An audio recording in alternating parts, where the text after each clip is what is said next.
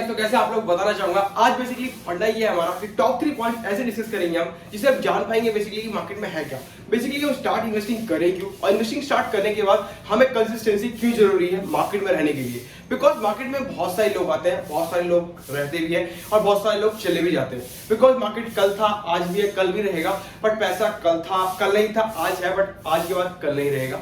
ऐसा लोग के साथ होता है। बिकॉज उसके पीछे कारण है क्योंकि लोग सिर्फ ट्रेडिंग करना जानते हैं, ट्रेडिंग करके पैसा प्रॉफिट देखना चाहते हैं, प्रॉफिट नहीं होता और प्रॉफिट के कारण वो बाहर हो जाते हैं, मार्केट उन्हें आउट कर देती है। उसके बाद थर्ड पॉइंट जो हमारा रहेगा, आप डिस्कस करेंगे, वो डिस्कस ये रहेगा हमारे कंपाउंडिंग की पावर क्या होती है, मार्केट में कंपाउंडिंग कैसे कैलकुलेट होता है, किस तरीके से कंपाउंडिंग के बेसिस पे एक राकेश झुंझुनवाला ने इतनी बड़े पोर्टफोलियो को अपने आप को बनाया एंड साथ ही साथ मार्केट में एक वैल्यू दी कि मार्केट इस तरीके से परफॉर्म करता है। वो कैसे हो पाया, बेसिकली ये पॉसिबल कैसे है, वो हम जानेंगे डिटेल्स बाय डिटेल्स, राइट। तो स्टार्ट करते हैं बेसिकली है क्या और जानते हैं बेसिकली कि इन 3 पॉइंट्स में हम कैसे एक मार्केट स्ट्रक्चर को समझ सकते हैं और जान सकते हैं यस कि हमें इस पॉइंट ऑफ व्यू से हम एक मार्केट को अच्छी तरीके से मार्केट के अनुसार चल सकते हैं और हम अपने प्रिंसिपल को मल्टीप्लाई कर सकते हैं बहुत सारे गुनाहों में, like 3x 4x 5x 10x 20x 30x जितना हो सकता है हम उसे मल्टीप्लाई कर सकते हैं without any single loss, right. तो हम कैसे हो सकता है पॉसिबल, वो डिस्कस करेंगे और साथ ही साथ जानेंगे बेसिकली इसको हम करने के लिए क्या क्या क्राइटेरिया को हम फॉलो कर सकते हैं। तो वीडियो में लास्ट तक बने रहेगा जिससे कि आपको हर कुछ क्लियर हो पाए डिटेल्स बाय डिटेल्स, जिससे कि आप समझ पाओ कि बेसिकली है क्या, राइट। तो देखो स्टार्ट करते हैं। पहला है स्टार्ट इन्वेस्टिंग।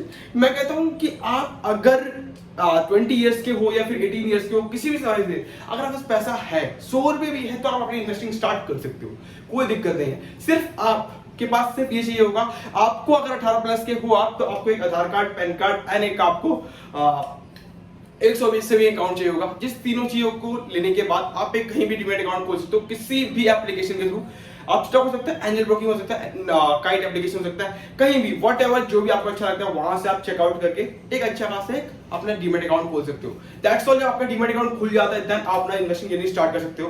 कोई आपको कुछ भी कहता है कि सर आपको इन्वेस्टिंग जर्नी स्टार्ट करने के लिए 26 साल 30 साल 35 साल 34 साल चाहिए, मैं कहता हूं कुछ भी नहीं चाहिए। आपको सिर्फ अपने ऊपर बिलीव रखना पड़ेगा एंड उसके बाद इन्वेस्टिंग जर्नी स्टार्ट कर सकते हो। आप अपने 18 इयर्स के एज से स्टार्ट करोगे, आपके लिए और भी इजी होगा गोल अचीव करना जो आप 20 इयर्स या 25 इयर्स से स्टार्ट करोगे। बिकॉज आपने पहले स्टार्ट करी है, मार्केट का वॉल्यूम कम होगा तो प्रॉफिट और ज्यादा आपको मिलेगा मुकाबले उनके जो 20 इयर्स में स्टार्ट करेंगे एंड जो वेट कर रहे हैं मार्केट अभी और नीचे जाएगा, मार्केट और ऊपर आएगा उनके बेसिस पे। बिकॉज आपने आज से स्टार्ट करी है, आज के बाद आने वाला टाइम आपके लिए होगा। बिकॉज आपने आज से 500 रुपए इन्वेस्टिंग स्टार्ट करी है, पूरे ईयर्स में आप 6000 रुपए इन्वेस्ट करते हो पूरे मार्केट में, राइट। एंड स्टिल मार्केट में 6000 रुपए इन्वेस्ट करते हैं। आप हर साल अपने 15% के हिसाब से अपने इन्वेस्टिंग जर्नी को इंक्रीज कर देते हो। मतलब 500 रुपए आप आज इन्वेस्ट कर रहे थे, उसके हिसाब से 15% उसका और भी आप इंक्रीज कर दोगे आने वाले टाइम पे। तो उस तरीके से इंक्रीज करते करते आप जो अपने टाइम को बढ़ाते जाओगे एंड जैसे जैसे लॉन्ग पीरियड बढ़ता जाएगा आपके कंपाउंडिंग की पावर और ज्यादा बढ़ती जाएगी और इन्वेस्टिंग जर्नी और भी अच्छी होगी और ड्रीम जो आपने सोच के इन्वेस्ट करना चालू किया है वो जल्द से जल्द अचीव होता जाएगा, राइट। प्लस साथ ही साथ अपने पोर्टफोलियो को आप डाइवर्सिफाई करते रहिए हर बार हर समय पे। ये नहीं कि आपने पैसा लिया, आपके पास पैसा पड़ा है, मान लो 500 रुपए आपने स्टार्ट किया इन्वेस्ट करना मार्केट में, आपने 500 रुपए से पूरे एक ही स्टॉक में पूरे 12 महीने में पूरे एक ही स्टॉक में इन्वेस्ट करके 6000 रुपए लगा दिए। ऐसा नहीं है, 6000 रुपए आप सिर्फ एक स्टॉक में नहीं लगाएंगे। आपने 500 रुपए स्टार्ट करी अपनी इन्वेस्टिंग जर्नी, तो पहला स्टॉक ऐसा खरीदा जो आपको लगता है कि यस मैं टॉप क्लास के XYZ कंपनी में नाम लेके चलता हूं, टाटा कंज्यूमर लेके चला, ठीक है।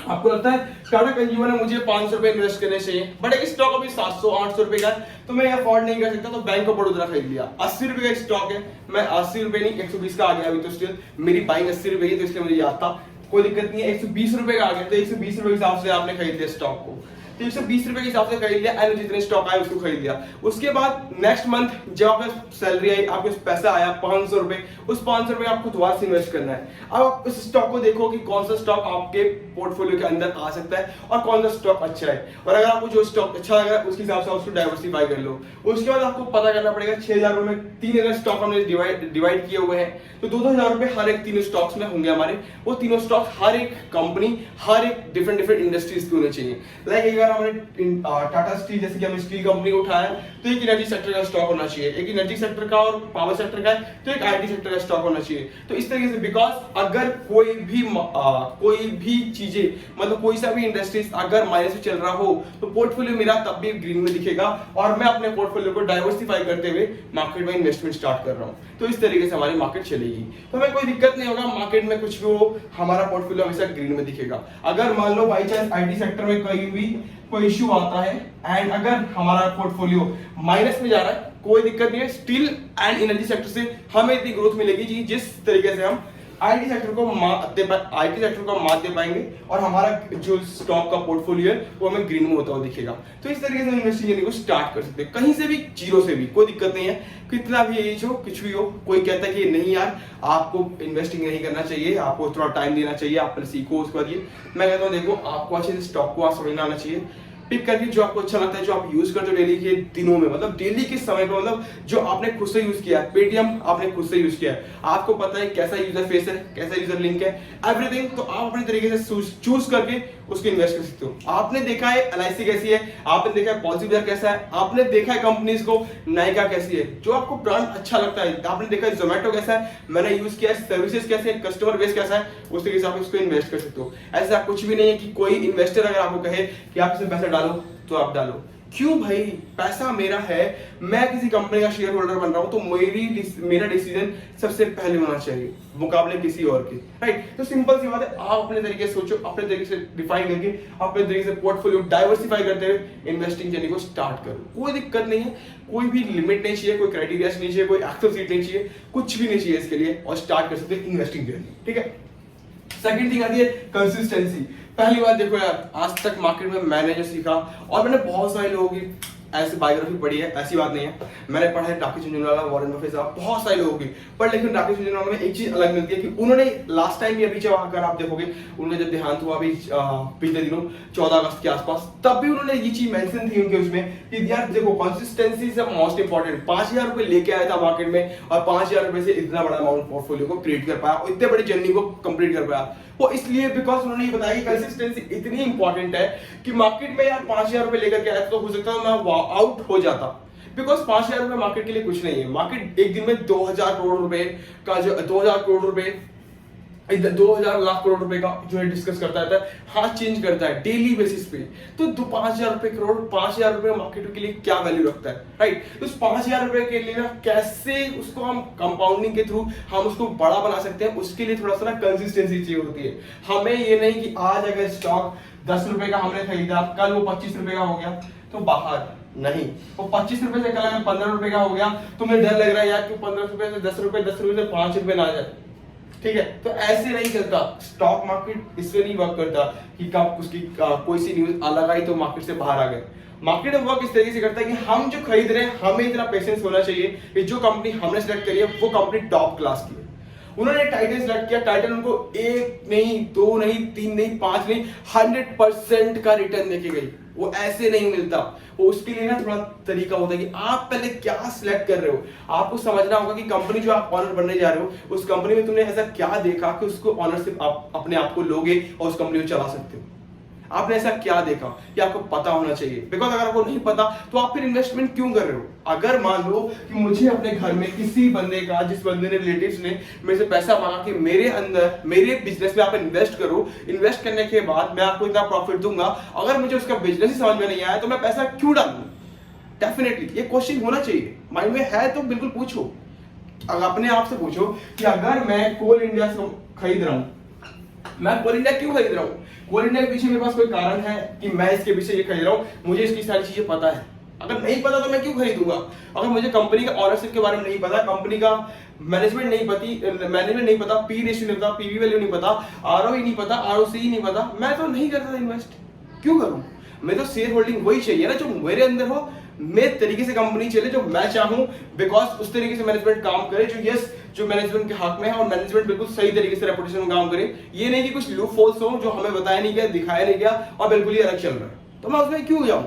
कि मुझे पता ही नहीं उस कंपनी के रूल रेगुलेशंस एवरीथिंग नहीं पता, मैं उस कंपनी में क्यों इन्वेस्ट करूं। अगर रिलेटिव आपका कहता है कि मुझे आप मुझे पैसा दे दो, पैसा देने के बाद मैं आपको बिजनेस मॉडल नहीं बता सकता बिकॉज कंपनी ऐसे से वर्क करती है, आप समझ नहीं पाओगे। अगर मुझे समझ में नहीं आ रहा तो मैं क्यों अपने रिलेटिव्स को पैसा दूं।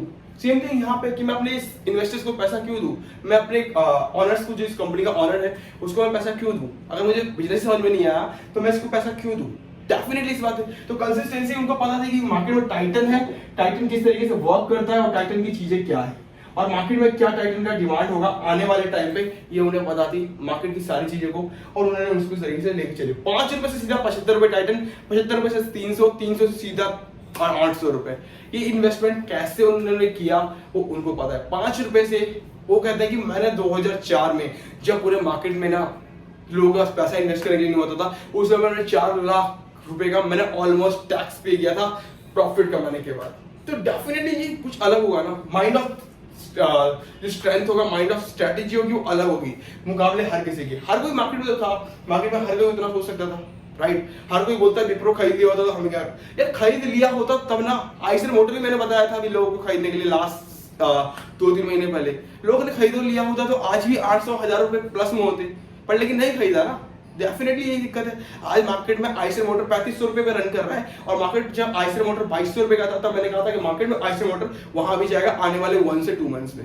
मार्केट में है आइसर मोटर वहां पे आज, बट आइसर मोटर के लिए उतना मैंने बताया था, बट लेकिन वो खरीदने के लिए होना भी तो चाहिए ना। आपको लगता है डर, आप जब 3500 पे पहुंच गया तो आपको लगता है यस मैं खरीद लेता हूं बिकॉज मार्केट इससे ऊपर अप्रोच करेगी। तो जब वहां 3500 पे जब पता है कि वो ऑलमोस्ट 52 वीक्स हाई पे चल रहा है, वहां से नीचे आएगा तो वहां पे खरीद के क्या करेंगे। तो ये तो डेफिनेटली हमें पता करना पड़ेगा ना, कि हमें तो ये पता करना पड़ेगा ना कि बेसिकली मार्केट में चल क्या रहा है, चलने के बाद उसको हम डिसीजन क्या ले रहे हैं अपने आप से। मैंने बताया आइसर मोटर खरीद लो। आइसर मोटर खरीदने से पहले लोगों ने पूछा इतना महंगा स्टॉक है, आगे जाएगा कि जाएगा। मैंने कहा यार बुलेट 9050 चलता है, 9050 का इंजन आज यूज कर रहे हैं और मार्केट की सेल ना उसी तरीके से बढ़ती जा रही है। आज तक कंपनी ने कोई एडवर्टाइजमेंट अलग नहीं किया। एडवर्टाइजमेंट वो सिर्फ ड्रीम दिखाते हैं मार्केट में मुकाबले बजाज और हीरो के मुकाबले, कि यस कि हमारे पास आओ बजाज में इतना है, ये माइलेज मिलता है आपको, ये कुछ भी नहीं दिखाता। रॉयल एनफील्ड इतना दिखाता है कि आप इस बाइक को बाई करते हो देन आप एक सपना अपना ड्रीम अचीव करते हो।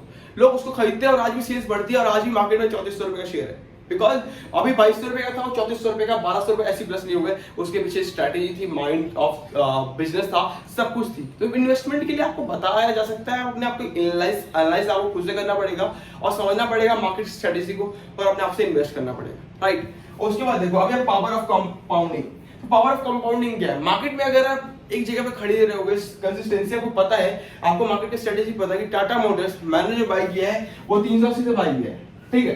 अब 380 से मुझे पता है कि मार्केट कहीं भी चले जाए ये 380 से नीचे नहीं जाएगा, और 380 से नीचे नहीं जाएगा, मार्केट ऊपर आप डेफिनेटली आने टाइम पे उसको रिटर्न देके जाएगी। बिकॉज अभी मार्केट में टाटा मोटर्स रिटर्न इसलिए उतना मुकाबले उतनी अच्छी नहीं है बिकॉज ऑफ दिस, क्योंकि उन्होंने अभी ईवी में अपना कदम नहीं रखे। उसके पीछे कारण है कि मार्केट में फोर्ड आउट हो गया, शेवरलेट आउट हो गया, बहुत सारी कंपनीज जो मार्केट से आउट हो गई कार्स फैक्टर्स में एंड ऑटोमोबाइल सेक्टर में। ये सब कंपनियां आउट हो गई तो अभी मार्केट में होंडा भी जो है 2 से 3 मॉडल के बारे में कह रहा है कि हम यहाँ पे इंडिया में बिजनेस करेंगे, बाकी मॉडल्स को हटा करके हम अपना लेफ्ट कर जाएंगे इंडिया के मार्केट से, बिकॉज टैक्स कंसेशन ज्यादा है। अब टैक्स ज्यादा है तो हम यहाँ पे क्यों मार्केट करें, जब हमें जो वस्तु नॉर्थ अमेरिका में सेल आउट कर रहे हैं उस वस्तु को इतनी कीमत पे, और उसको जब यहाँ पे इंडिया में सेल आउट करते हैं टैक्स ज्यादा पे करना पड़ता है 28% का।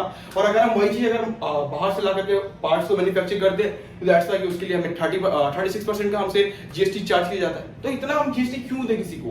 डेफिनेटली हमें मार्केट से आउट होना पड़ेगा, तो उन्होंने वो मार्केट से आउट हो जाते हैं। स्टिल मार्केट में टाटा मोटर्स इसलिए भी ईवी में नहीं जा पा रहा बिकॉज उन्हें पता है कि अगर मैंने अपना पायलट स्टार्ट किया, पायलट चीजों को पायलट बैच स्टार्ट किया, मतलब कि उसमें और बनाना चालू किया, और अगर मेरा फ्लॉप हो गया तो हम उसको कर ही नहीं पाएंगे, हम उससे सर्वाइव नहीं कर पाएंगे। बिकॉज मैं टाटा मोटर्स में अभी प्रॉफिट में नहीं हूं मैं उतना जितना प्रॉफिट होना चाहिए, तो डेफिनेटली वहां प्रॉफिट नहीं हुआ तो हमारा बिजनेस पूरा मॉडल फ्लॉप हो जाएगा और हम फिर वापस सस्टेन नहीं कर पाएंगे। तो अभी कदम रख ही नहीं सकते, उसके लिए टाइम चाहिए।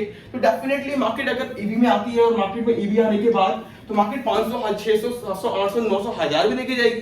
कंपाउंडिंग के लिए टाइम लगता है ना। बिजनेस आज है कल भी रहेगा, बट लेकिन उसके लिए थोड़ा टाइम लगेगा। ये थोड़ी है कि आज बिजनेस स्टार्ट किया है तो आज एक ही साल में प्रॉफिट हो ही जाएगा। इसके लिए हो सकता है आज ना हो, कल भी, कल 1 साल, दूसरे साल भी ना हो, तीसरे साल में एकदम बिल्कुल वो हो जो 2 साल में नहीं हुआ। तो डेफिनेटली उसके लिए वर्क करना पड़ता है, टाइम लगेगा। तो टाइम लगेगा, तो कंसिस्टेंसी चाहिए, कंसिस्टेंसी के साथ उसके बाद पावर ऑफ कंपाउंडिंग भी देखने को मिलेगा। बाक हेल्थवेज जो ली थी वॉरेन बफेट साहब ने, तब $50 या $100 के आसपास हुआ करती थी। आज वो कितने करोड़ लाख करोड़ रुपए डॉलर के हिसाब से बिकती है, एक शेयर का प्राइस है उनका। तो कैसे हो पाया वो डेफिनेटली वो डिपेंड करता है ना, उसके लिए वेट करा, कंसिस्टेंसी थी मार्केट में। आज तक वो डिविडेंड नहीं दिया, 40 साल में एक बार डिविडेंड दिया कंपनी ने, उसके बाद बाकी कंटिन्यूसली चलता रहा। पर लेकिन उनको पता था कि मार्केट में हम उस कंपनी उस शेयर में क्यों इन्वेस्ट करें जिस शेयर में कंपनी अपने आप को ये कमिट नहीं करती कि हमारा शेयर आगे ग्रो करेगा, बिकॉज कि हमें जितना कैश हमारे पास आता है उसके ऊपर हम 6% का रिटर्न जनरेट नहीं कर पाएंगे, तो हम उस कंपनी में इन्वेस्ट क्यों करें। हम उस कंपनी में इन्वेस्ट करेंगे जिसमें कि 6% से ऊपर का रिटर्न मिलता हो, कंपनी को पता है कि हम इससे ऊपर रिटर्न दे पाएंगे अपने शेयर होल्डर को, हम उसमें इन्वेस्ट करेंगे, कंपनी हमारी ग्रो करेगी। तो डेफिनेटली उस तरीके से वर्क कर पाए बाकी साथ कहीं और, राइट। उस तरीके से आपको वर्क करना पड़ता है। वीडियो अच्छी लगे तो लाइक कर लीजिए, शेयर कर लीजिए। Thank you so much guys. And साथ ही साथ अभी तक चैनल को सब्सक्राइब नहीं किया, सब्सक्राइब करना ना भूलें। एंड प्लस अभी नेक्स्ट वीडियोस में अभी स्टार्ट एक अलग से करने वाला हूं कि इसमें ना आपको बेसिक टू एडवांस एक अलग स्ट्रैटेजी से कैसे हम स्टॉक मार्केट लर्न कर सकते हैं उसके बारे में सिखाऊंगा। तो वीडियो अच्छी लगे तो लाइक कर लीजिए, शेयर कर लीजिए। Thank you so much guys. Please को सब्सक्राइब नहीं किया, सब्सक्राइब करना ना भूलें।